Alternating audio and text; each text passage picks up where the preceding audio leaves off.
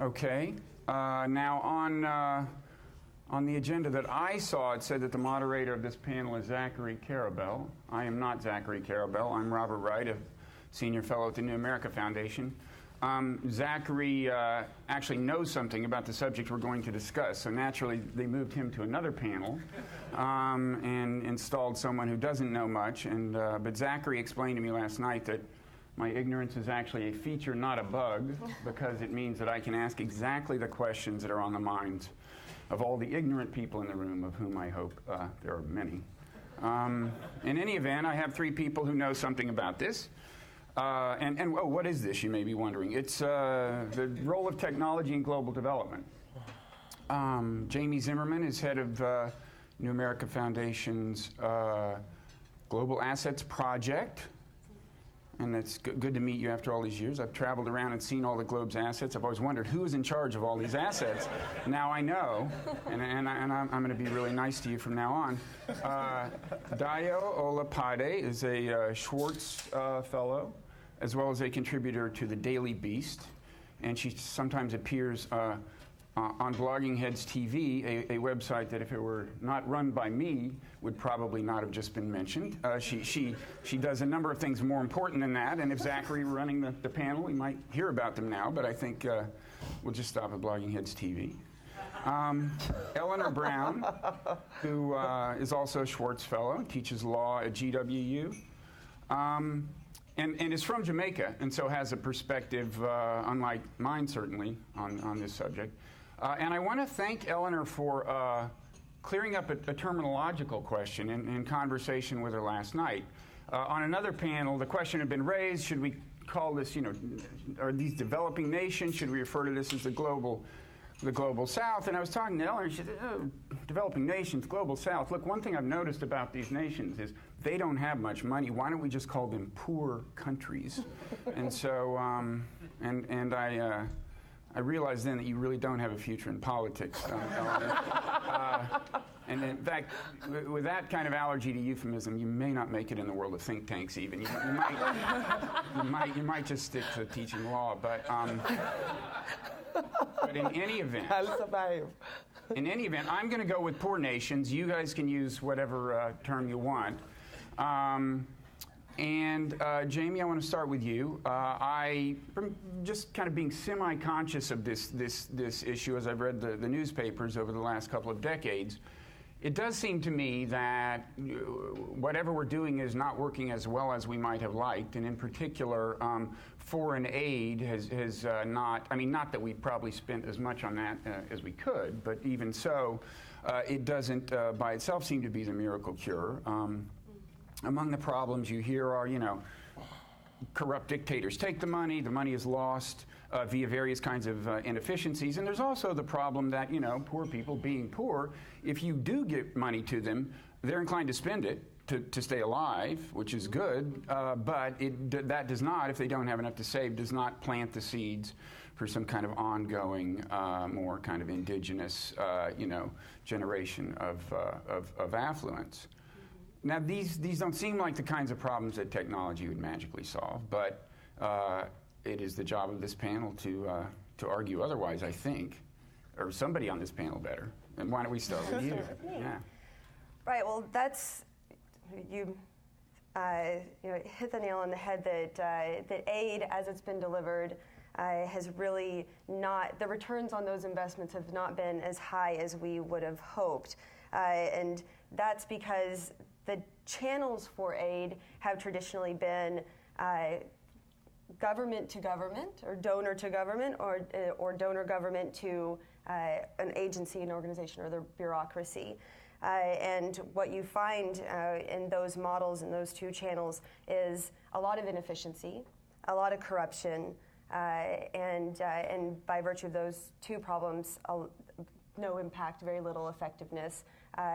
Pennies on the dollar of each dollar that's delivered for aid actually making it to the intended individual community, the beneficiary. So, what we do within the Global Assets Project, our ethos is really to think about innovative ways, policies, programs, and products that will empower individuals, those who are the traditionally marginalized and excluded from society and from the economy, those who are living on the fringes, those we call the financially excluded, to enter into the formal economy and make investments in themselves. By providing them with opportunities to enter the formal financial system, specifically to save, build their wealth, and then build financial capital in order to invest and grow their human capital. And beyond the investment and growing of human capital, financial capital also has other impacts, such as increasing resiliency and withstanding different types of economic and social shocks, which was one of the more interesting panels I thought yesterday. Was looking at those issues. And so, how can technology actually help us do aid better? And I think that we'll talk a little bit more in the panel about how aid is not, really even the primary way that the global development is happening today, but I think it's significant. There are a lot of policy implications for it.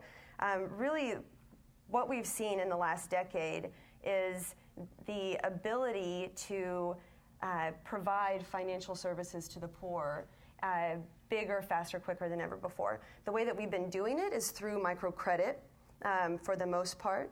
And there's been this microcredit revolution that has essentially been providing these small loans to individuals around the world, and something that I think 100 million microloans, micro entrepreneurs that are out there.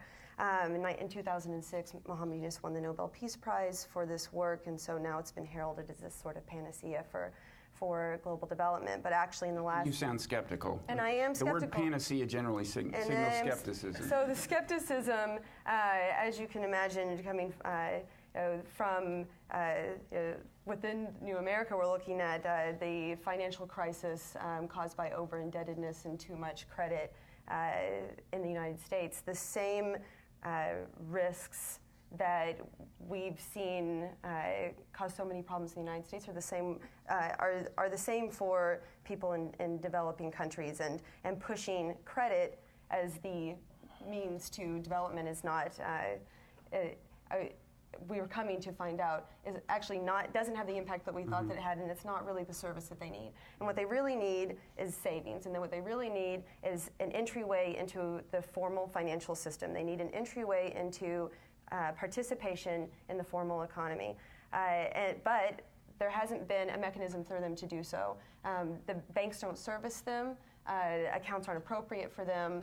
There's no access to them, and that's where technology comes in. Okay. Technology now, through mobile banking, branchless banking, biometric ATMs, through the internet, through smart cards and prepaid cards, are enabling us to now, in a very accelerated fashion, get financial services to the 3 billion financially excluded people in the world. The way that this works with thinking about aid, and coming back to the aid issue, and then I'll wrap it up, is the two channels that we've traditionally for aid that we've traditionally used have failed to actually bring these billions of excluded people into the formal system. We have the technology now to actually send aid straight to accounts for people, open up savings accounts, deliver the aid straight to them, and through whether bilateral aid or multilateral aid, and then design. And when you say we, so who is the money coming from and going directly into the bank accounts of individuals in these countries, bypassing their government? Who would it be coming from? It would be coming from the donor. So it could be a nation, it could be a multilateral. Multilateral, bilateral. It could be it could be the Red Cross. One thing that an example that I always think about, and this is the work that I do on this right now, is with the United Nations, and they're looking at how to make this happen quickly. Is the $600 million that people were donating, that was donated to Haiti in the wake of the aftermath of the quake there, that the that was coming from $20 donations from a mobile phone, that someone's texting, and but it's going to an organization, it's going to a group and it's not getting to that individual. Okay. We have the technology now to enable direct delivery. And there are some major benefits of that, the first of which, and the most important of which, I think, is bypassing all the layers of the bureaucracy to actually get the money straight to the person. So right away, that gets rid of the corruption and waste problem, in a sense, if exactly the people you want to get it are getting it directly, which would be nice. So, well, that's promising. Now, Dio, you feeling good about this? Good. Solutions, right? I think we're going to actually hear, if you're worried about getting too upbeat, I actually think Eleanor is going to take care of that. She has a less sanguine view of technology's role than some. But Dio, I think, has a reasonably upbeat view. And can I ask specifically, aid, of course, again, is not by itself going to solve the problem, even if delivered efficiently. Ultimately, you have to stimulate markets and so on. Right. Presumably, technology can play a role in all that. Right. So what are you seeing? Well, I think there's been a great deal of discussion about the sort of flattening of the world and a global connectivity facilitated by the internet, and I think all of that is very valuable and certainly worth giving credit to. I do think that infrastructure for technology is finally catching up with the cultural sort of connectivities that we've seen in the last decade. Specifically, and my regional focus is sub-Saharan Africa, you're seeing undersea fiber optic cables finally connecting the east coast of Africa, which means that people have faster connections and, in theory, cheaper connections. And there are private venture capitalists as well as organizations like the IFC that are sponsoring these cables that, in theory, will compete against one another to improve access and affordability and availability of internet connections. There's also been a great deal of discussion about the sort of the mobile leapfrog, where landlines in sub-Saharan Africa are essentially non-existent, and individuals are communicating with one another internationally using cell phones. I think all of this is extraordinary and very recent. And my focus is on Africa because it's very easy to see the enormous acceleration in standards of living for folks as a result of internet and mobile technology. And you're seeing from 2000, 16 million mobile subscribers to now 376 million on the continent, which is a third of the population. And so what types of other technology supported by the internet or by mobile phones will then improve standards of living at an increasingly accelerating pace? And I think I roughly divide these into three categories. The first is sort of imported Western technology. The internet is the most obvious example as an American creation. You also have things like contraception. You have things like genetically modified seeds. Technologies that have been developed largely in the West that are improving outcomes for people in developing countries. The second category I would call hybrid technologies that have been imported from the West but are finding re-engineered use in emerging markets. I think distance learning, the University of South Africa has done an incredible job of using something like Skype, essentially, to teach people all over the continent. You could look at a lot of the work that Google is doing, not just in mapping cities, which creates obviously an infrastructure for a culture of investment and a more sustainable climate for business, but they've adopted a lot of their applications for mobile use so that people can see the price of a commodity that they work with, or people can even diagnose themselves via various health-oriented applications. And I think that is obviously an area of rapid growth. And then the third is sort of exportable technologies from emerging markets. And the very obvious example that comes to my mind is Ushahidi, which I know, if anyone from State is still here, is a crisis mapping program that came out of the 2007 Kenyan election, where people could sort of text in, someone's being beaten on the street here, and then, they'd send the police. This application, because it was open source, because licensed software was prohibitive for the developers, it's been used in context from the Haitian earthquake to, I think most recently, in Arizona, instances of intimidation or harassment surrounding the new law. And so this type of technology, all three are important to sort of encourage. All three are important for development. And all three could, in theory, occur for profit. And I think that's the most interesting part of it. That you could find people who can build wealth, not just through, obviously, the mobile banking, which I think fits into the second category that I discussed, and which I hope we'll get into. But also just allowing people to become entrepreneurs, to give them the tools of development that occur as technology naturally does in a decentralized fashion, where the state is not the actor, where the individual is the actor, and where the individual can make money in a way that sort of disrupts what we know about aid and about how people develop in emerging markets. Okay, just one quick follow-up. So, to what extent, you said, it may be actually makes sense for investors to build a lot of these technologies, to implement the technologies, maybe build the infrastructures. To what extent can we just sit back and wait for that to happen, or are there certain kinds of infrastructures that, if it were left to the market, would not evolve for a long time? I mean, it's shocking to me that the first really fast internet connection hit East Africa in 2009. That shocks me. I think that the preponderance of other... That was the first broadband? Right. Because there's a market. I mean, I think it's all about sort of refocusing our assessment of individuals in emerging markets as consumers and business people, as opposed to recipients of Western largesse. Mm-hmm. And I think this is a key indication that there is the last line, the last mile of these connections are valuable because increasingly people are paying for use of mobile phones and the internet. People are willing to make what is, a pretty significant chunk of liquid income. They're willing to invest that in a cell phone or in a computer. And we should take that investment seriously. So I guess we can maybe talk a little bit more about that later. And to the extent that we were to get in the business of subsidizing the building of infrastructure, which I'm sure probably most of us, if we looked at this situation, would say, wouldn't hurt. I mean, in some cases.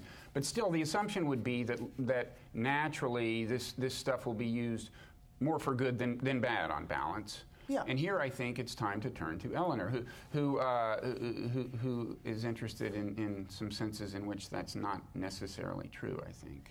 So since I have no future in politics and no future at a think tank, I get to be outrageous this morning. You had one outrageous law professor last night, and you have another one this morning. So I am going to talk about the bad things that happen when technology moves fast and you have weak government. And I'm going to talk about it particularly in the context of narco-trafficking and particularly in the context of cocaine originating from Colombia and being transshipped to the United States and Europe, primarily the United States and Canada, through a failing state, one being my own, Jamaica, and a failed state, our neighbor, Haiti. And so, as formerly British colonized Afro-Saxons, as opposed to Anglo-Saxons, we do not call drug dealers. We call them chemists or pharmacists, with the typical understatement. We have one of the highest cellular penetration rates in the developing world, close to 100%, on par with Finland. And we are the third poorest country in the Caribbean. Only Guyana and Haiti are poorer. Per capita GDP about 4,000. If you adjust it for purchasing power parity, about 6,000. Our average monthly cellular phone bill is $50.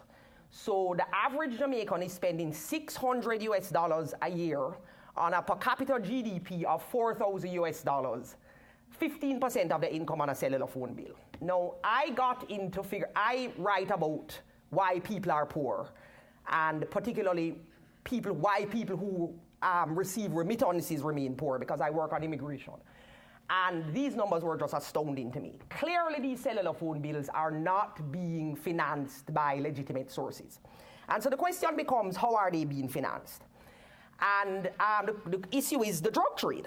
And Jamaican and Haitian local gangs have become the procurement and delivery subsidiaries of Colombian drug gangs. They've essentially outsourced to us. So the way it works is that Go Fast boat leaves Colombia at midnight, arrives on a Jamaican beach unpoliced in the dead of night. 2.5, 3 hours later, it's just-in-time delivery. It's no different than getting a Ford to a car sales room in time for the customer. The cocaine arrives on the beach, 15 minutes it's unloaded, Some of it goes to the UK through drug mules, women who swallow drugs and then get on planes to Europe. Most of it comes into the US and Canada via the beaches of Florida, Broward, and that sort of a thing. Now, how did this happen such that 10% of the Colombian cocaine is coming through Jamaica, and certainly prior to the earthquake, another 10% is coming through Haiti? These drug gangs have what are called bat phones. Does anybody know what a bat phone is? Okay, this is actually not a Jamaican term. I learned it from my African-American friends on the ground here. Comes from the show Batman, presumably. We all know what Comes that from kind the of phone bat Batman. is, right? Or at least people my age know what that kind of bat phone is. Absolutely. So presume that you are let's say hypothetically, you are a dark, gorgeous sportsman who has an interest in gorgeous cocktail waitresses in Las Vegas. But you don't want to be traced. What you do is you Are you a golfer or just any kind of? Are you just any kind of sportsman? Okay. How hypothetical are we being here? Absolutely. Okay. So you're a Batman. You have a wingman who is Robin, and he has a bat phone, and he calls the cocktail waitress for you, or sends a text message to the cocktail waitress for you. And he does what he needs to do, sets up the liaison. She has no way of tracing you back, and you have plausible deniability. In other words, our dear friend, which you mentioned that me would have done very well if he had known about bat phones. Now, Jamaica is a land of bat phones. Nobody's phone is registered. Now, why is this? Very few people's phones are registered. Why is this? We don't have well-developed credit markets, no credit reporting system. So the way that you get a cellular phone is you don't have a postpaid bill like T-Mobile or AT&T at the end of the month. You buy your, we have the cheap Chinese phones, you buy your cellular phone, and then every day you go and you buy credit to pay for the cellular phone. So the phones are unregistered. So what the drug dealers do is they have dozens, hundreds of bat phones. And the quintessential law enforcement technique for breaking up drug networks is to phone tap, right? Jamaicans think themselves very savvy because it's impossible to tap because they're changing their phones, several times a day. So, lo and behold, and it's important to point out that these bat phones are not just low-tech Chinese phones. I have a Jamaican friend from a poor inner-city community. The last time I was home, she said to me, "What's the point of living in the United States if I haven't upgraded my BlackBerry to Steve's phone?" She's on first name basis with Steve Jobs. And so the point is, irrespective of what phone, you can have a very nice phone that is still a bad phone. So now the US government late last year issued an indictment for Jamaica's answer to Pablo Escobar, a man whose name is Christopher Coke, and that's not a joke, his name is Coke. And it turned out, when you look at the indictment, that most of the evidence underlying the indictment was on the basis of the tapping of phones. Now, to Jamaicans, this was absolutely unbelievable. How do you tap a bat phone? If somebody's using dozens, hundreds of phones, how do you tap the phones? So what it turned out the US government did was using data mining, network theory. There are people here who know much more about this than I do. Coke and his associates were changing out their bat phones, but many people who they were talking with regularly were not. So they were able to reconstruct the conversations, who is calling who, and figure out which phones it was likely Coke was using, tap those phones. That was the basis for the indictment, and then send an extradition request to Jamaica. Now, Coke is so powerful in Jamaica that the Jamaican government has for nearly a year resisted extraditing him, even hired a Washington lobby firm. That's another story. They have a great misunderstanding of Jamaica's strategic importance, so they think that Coke is Karzai's brother and the US will rescind the extradition request, but forget that. And so everybody in Jamaica, now the reason technology is finally working in our direction is that it appears that, through this network theory, this data mining, being able to reconstruct the telephone, they've actually figured out a way to indict these guys and extradite them. And so, inshallah, we might finally have turned the corner. And even more important, because the phones are being bugged, Jamaicans who have historically always thought they could talk on their phones with no problem are now going to the feds to preemptively snitch who were not before. That is the rumor. So if you're a businessman or you're a politician who happen to be talking to Coke for totally unrelated reasons, just like Blago, when they were tapping Blago's phone, the rumor in Illinois was that all these state legislators were going into the feds to explain why they were talking to Blago before the feds came to them. So technology has actually helped us turn a corner, but for a very long time it was problematic rather than helpful. So that's the story. Okay, now that's interesting. And this is interesting in the context of last night's discussion because, you know, the question was, does technology inherently decentralize political power and create challenges for authorities? And apparently in some cases it does it in a way that we would not like. I mean, there is such thing as too little centralized political control.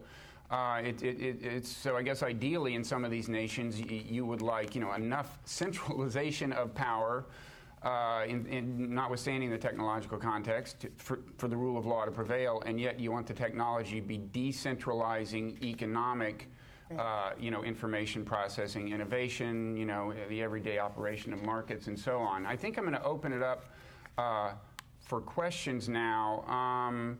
First, if anyone has anything very brief they want to say, and if any of you wants to answer anyone else very briefly. I think I do. I think that, I think, Eleanor, you're very right to note the pernicious uses of technology, but I think that the sort of, the kernel of the truth here is that there are people who use technology to make money, right? Whether they're drug dealers, whether they're Nigerian scammers, there is an entrepreneurial spirit that has been sort of that technology facilitates, and I think that we could probably agree on that, whether or not it's these are entrepreneurs. Yes, it does that. Now, I've just been given the 5-minute warning, so I'm going to ask the questions be very brief. We'll probably get a couple of those answered straightforwardly, and then have a very brief lightning round. Yeah. Wait, it was back there. Oh. Hello. Jeff Leonard. I'm on the New America board. I also run an investment fund group, and we invest heavily in Africa. And I love the transfer of technologies that you guys are talking about. I see it in Africa. I question whether aid should be subsidizing some of it.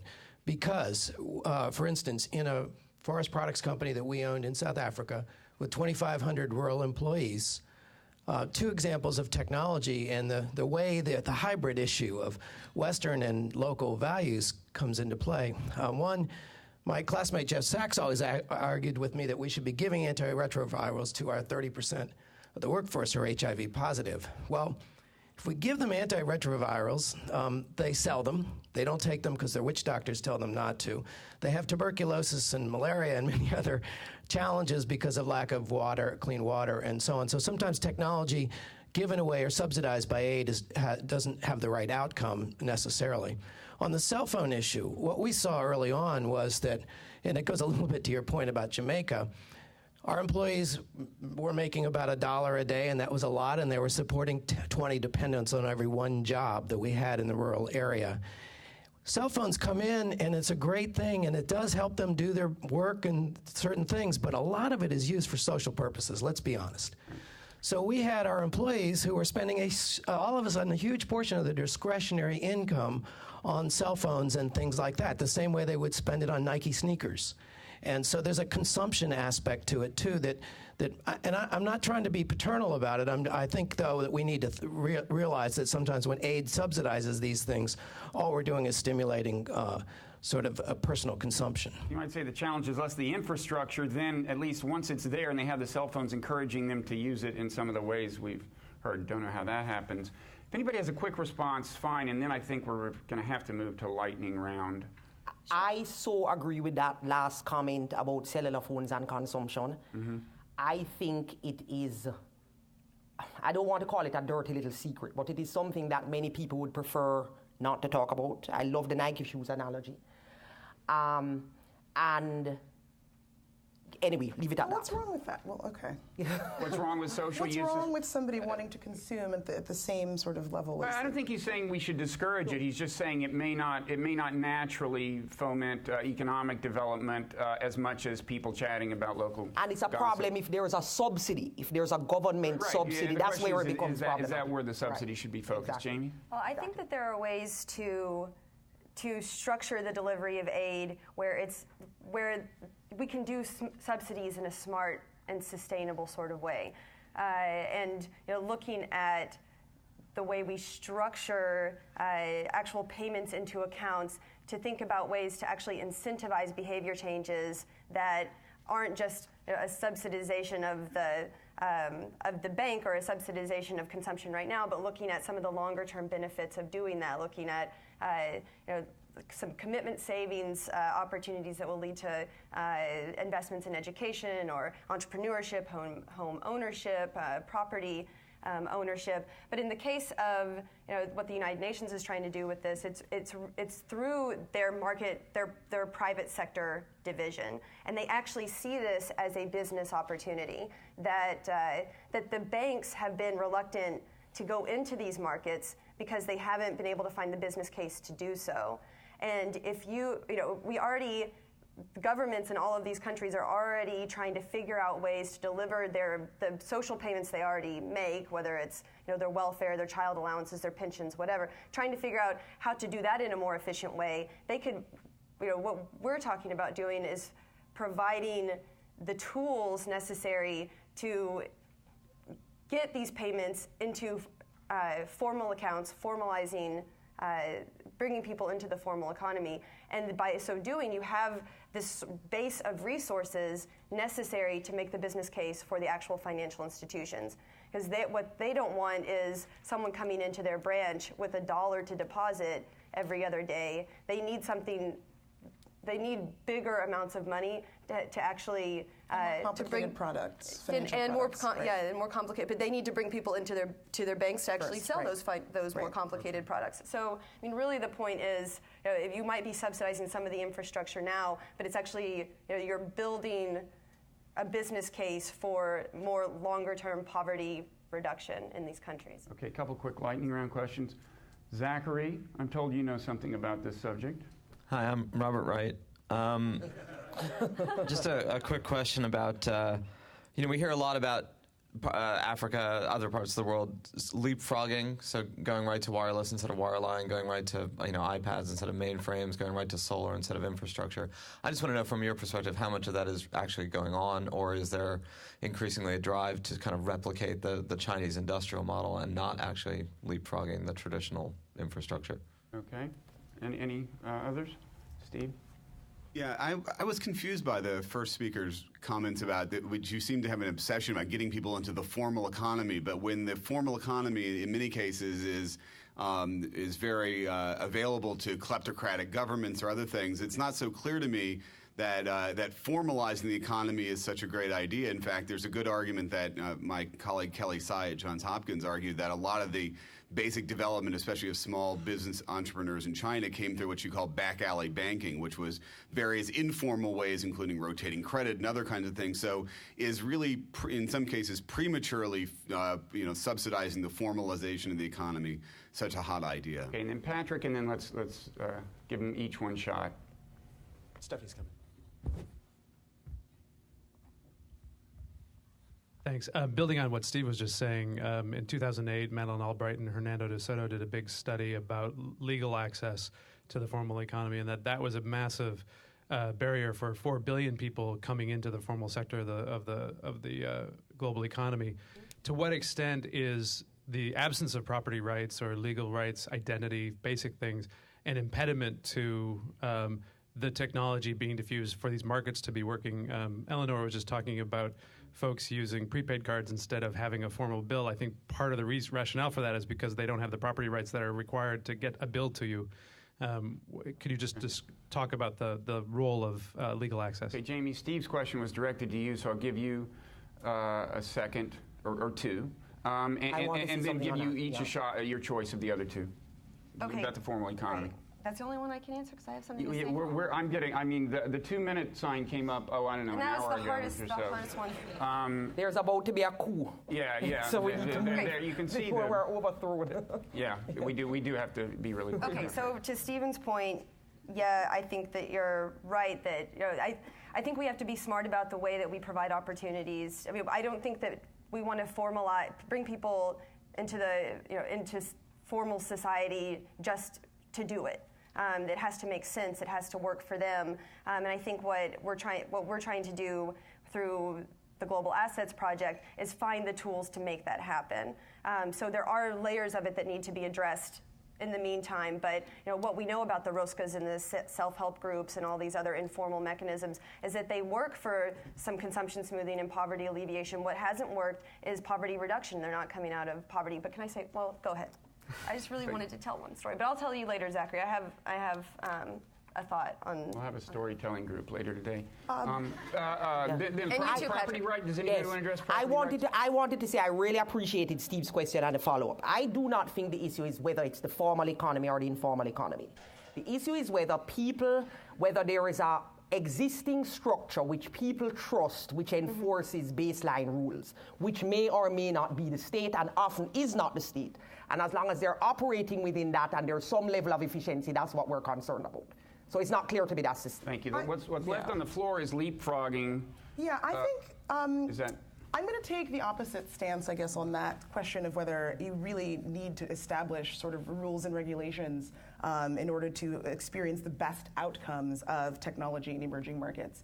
I do think that there are several different types of use for technology. Some, I think, as Alec Ross pointed out last night, are NGO-like uses, where UNICEF or Tustan, a group in Senegal, are distributing cell phones to individuals and texting them, the bed nets are here. Come get your ARVs. That's one type of use of it. And then there are others as simple as, someone who is a vendor who is fishing and can't freeze the fish. So the fish stay on the line in the river until someone calls, and then they sell them the fish. So there are lots of different uses for this type of technology, and I do not think, and I actually expect, that centralized regulations will be less of an intervention and will have less impact on the positive outcomes of technology in these contexts. Okay, so the leapfrogging question remains an unresolved conundrum. If anybody has the answer, you can speak to Zachary afterwards. Meanwhile, I think the panelists deserve a big round of applause. Thank you.